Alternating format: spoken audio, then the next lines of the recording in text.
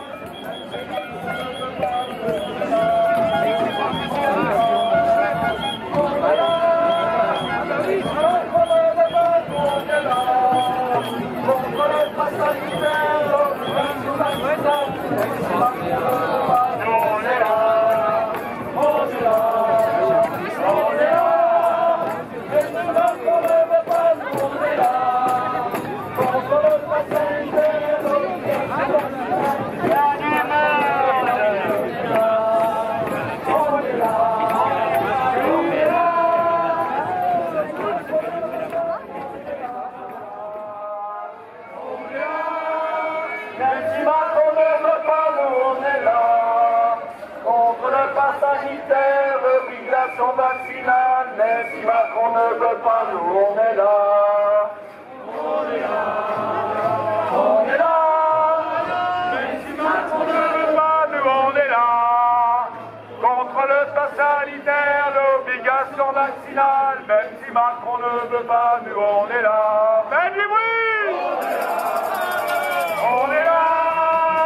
Même si Macron ne veut pas, nous on est là. Contre le pass sanitaire, l'obligation vaccinale, même si Macron ne veut pas, nous on est là. On est là. On est là. Même si Macron ne veut pas, nous on est là. Contre le pass sanitaire, l'obligation vaccinale, même si Macron ne veut pas, nous on est là. On est là. On est là. Même si Macron ne veut pas, nous on est là. Contre le pass sanitaire, l'obligation vaccinale, même si Macron ne veut pas, nous on est là. Liberté. Liberté.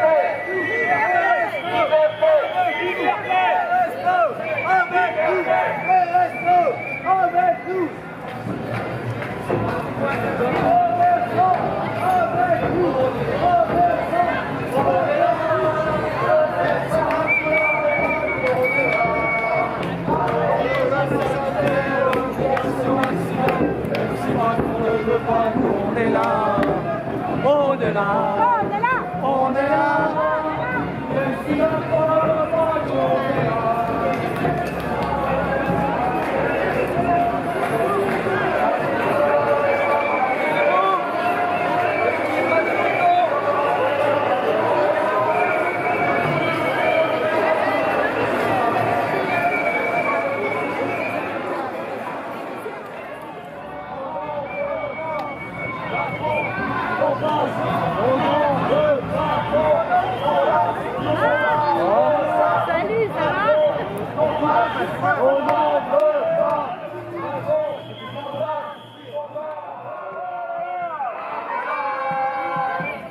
Macron ne veut pas, nous on est là. Contre le pass sanitaire, l'obligation vaccinale, même si Macron ne veut pas, nous on est là. On est là. On est là. Même si Macron ne veut pas, nous on est là. Touchez pas aux enfants, touchez pas aux soignants, touchez pas aux enfants, touchez pas. On est là.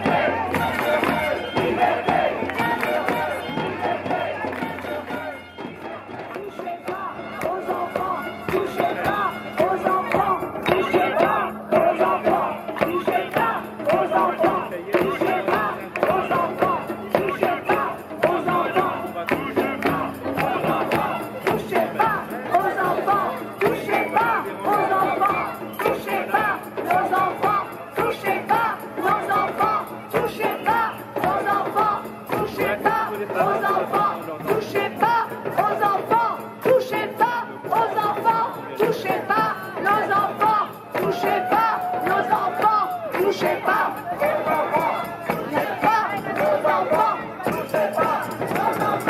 touchez pas nos enfants, touchez pas. La pandémie c'est fini pour mon fils et ma fille, pour ma grand-mère et pour mes parents, pour tout le monde sauf Monsieur Macron. À tous les gens impliqués, c'est fini finalement.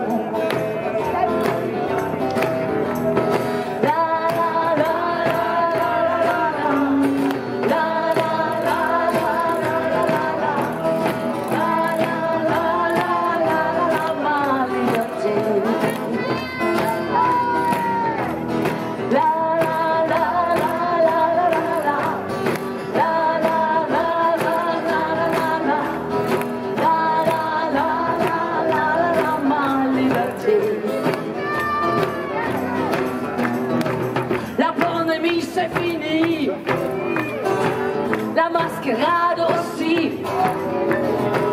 Je suis encore avec mes amis et finalement avec mon sourire, c'est que j'ai retrouvé dans la rue de l'espoir. La pandémie c'est fini pour mon fils et ma fille, pour ma grand-mère et pour mes parents, pour tout le monde sauf Monsieur Macron. À tous les gens impliqués, c'est fini finalement. C'est fini. La la la la la la la la la la la la liberté.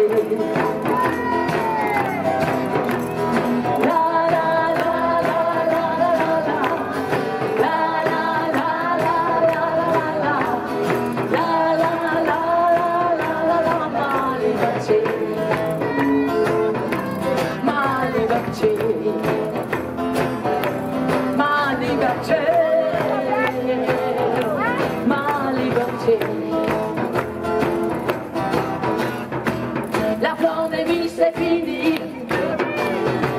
La pandémie c'est fini. La pandémie c'est fini. La pandémie c'est fini.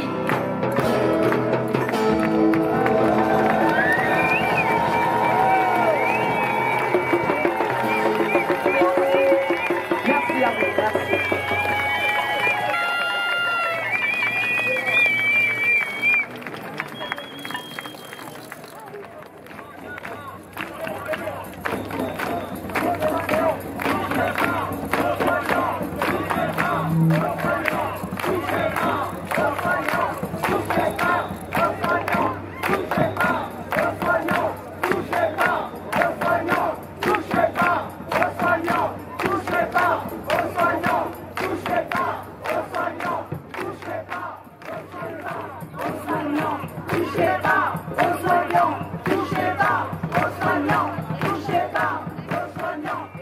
Donc le texte est d'elle.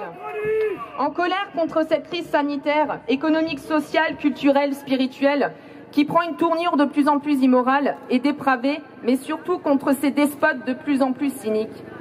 Quant à la base, nous, soignants, nous sacrifions déjà en permanence, nous faisons des remplacements, des journées de dingue, parfois sans même pouvoir aller pisser ni manger. Si urgence ou autre il y a, nous finissons très tard pour reprendre très tôt le matin. Nous sommes continuellement dérangés lors de nos soins ou vérification des traitements. Nous sommes amenés à faire la secrétaire, à être polyvalente. Nous sommes une infirmière pour gérer un service d'une 60aine de résidents. Et comme les problèmes de sous-effectifs, manque de moyens, le système hospitalier en souffrance ne semble toujours pas assez important pour qu'on s'y colle. Nous nous retrouvons dans des glissements de tâches impactant notre rôle propre, même si pas le temps, en sachant l'empiètement que cela va générer sur notre boulot d'infirmière. Et pas un seul jour sans heures sup. On nous fait taire, en nous donnant une légère augmentation qui ne reflète en rien nos responsabilités, notre vigilance mise à toute épreuve, notre adaptabilité continuelle, notre fatigue nerveuse, nos pauses inexistantes, pauses repas si prises non payées alors que sollicitées en permanence, Même les primes Covid se basaient sur des calculs impensables. Tout est pensé pour créer des profits, tensions internes. Les soignants sont épuisés. Nous travaillons avec l'humain et ce business, cette gérance que par le fric, déshumanise tout. Ils font croire qu'ils s'intéressent à nos petits vieux.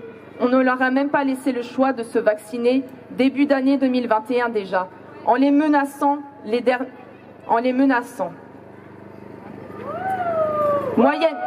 Moyenne d'âge de 90 ans. Ils sont costauds, nos anciens, pour en arriver là. Mais dans l'état où ils sont, la plupart, ils n'attendent que de passer de l'autre côté dignement. Et à 99 ans, même si tu es à peu près en forme, on meurt tous de quelque chose. Autant vivre pleinement ces derniers jours. Ce n'est pas humain, masqué, sans contact. Quelle robotisation! Des résidents ont même dit que c'est pire que la guerre que nous avons vécue. Ils ont mis tellement de pression qu'ils sont vaccinés à 100%, ce qui n'empêche pas les gestes barrières et les tests. Je suis écœurée de toutes ces incohérences, ces pressions absurdes, impositions malsaines, façons de faire illogiques. C'est monstrueux. La pression a été telle que la plupart de mes collègues ont fait une injection à contre-cœur avec des effets secondaires incroyables de suite quand même. Il faut le dire, mais personne n'est responsable. Je ne suis pas anti-vax, je suis pour le choix libre, non discriminatoire. Il faut arrêter de nous faire culpabiliser.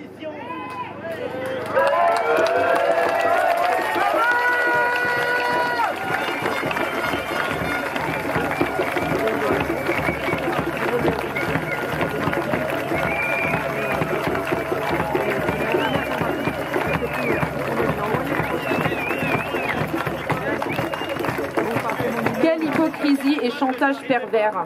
Il n'y a pas plus impliquée, altruiste, bienveillante, empathique qu'une soignante et mère de famille.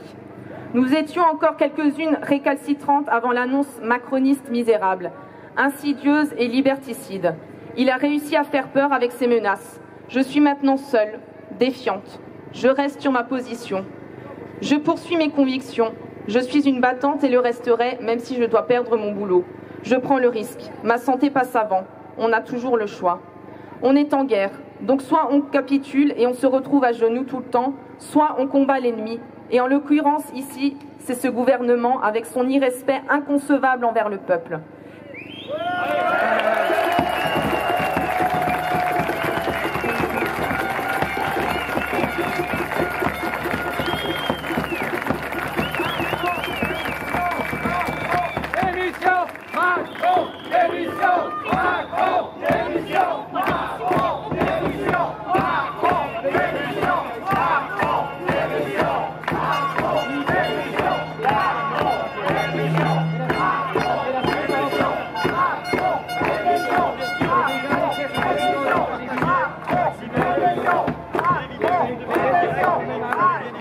L'heure du prix va jusque punir les non-vax en imposant ce pass au début des vacances. C'est vicieux et sournois. Tout a été calculé bien avant. Les conséquences sur les enfants qui subissent ces monstruosités. Quelle pagaille! Je vais m'arrêter là. J'aurai encore tellement à dire. C'est mon petit ou grand coup de gueule. Ça fait du bien de s'exprimer, de partager. Gardons nos valeurs, c'est l'essentiel. Force, courage, solidarité et liberté. Battons-nous. Salut à tous, bien cordialement. Une IDE et maman en colère.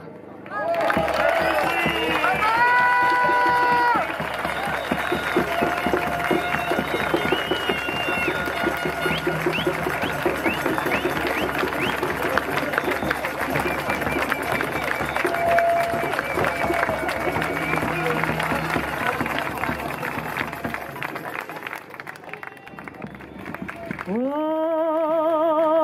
freedom! Oh, freedom! Oh, freedom over me! But before I'll be a slave, I'll be buried in my grave and go home to my Lord and be free. Oh,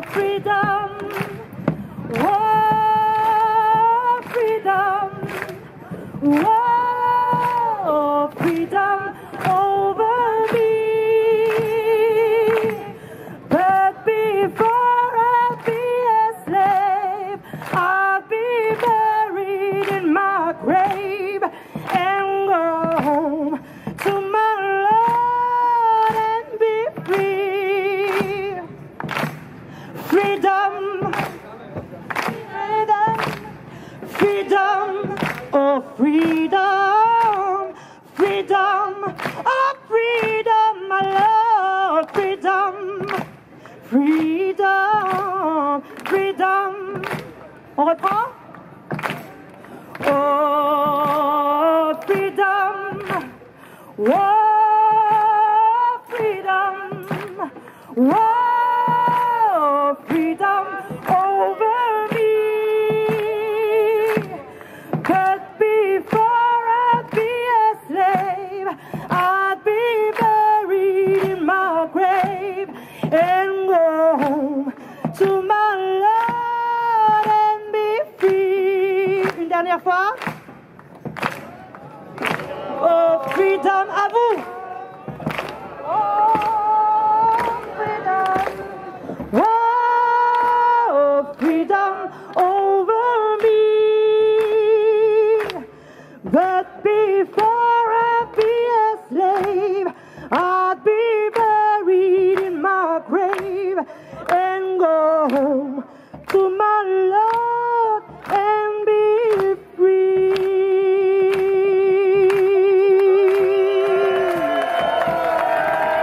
Freedom.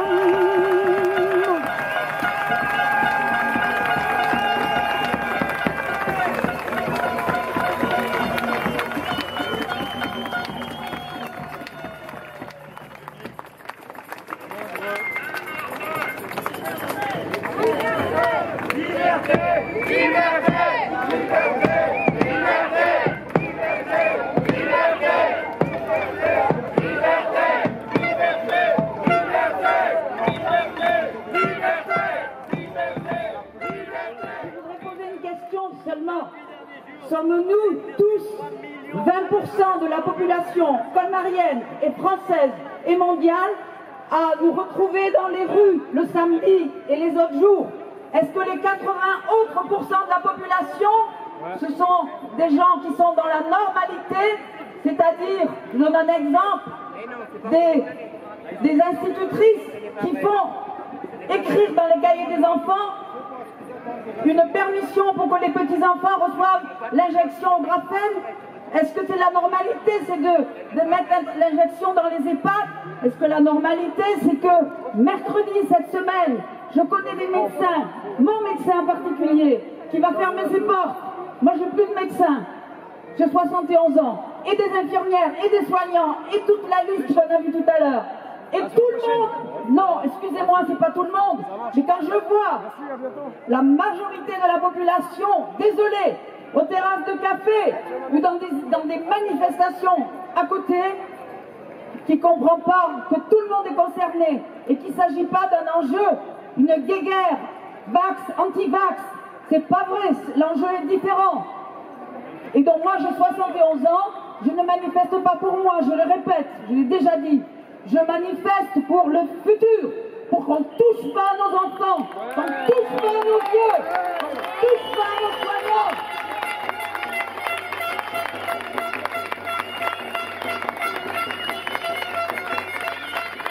Je manifeste pour la liberté et pour que l'humain ne soit pas détruit dans tous les domaines de la vie.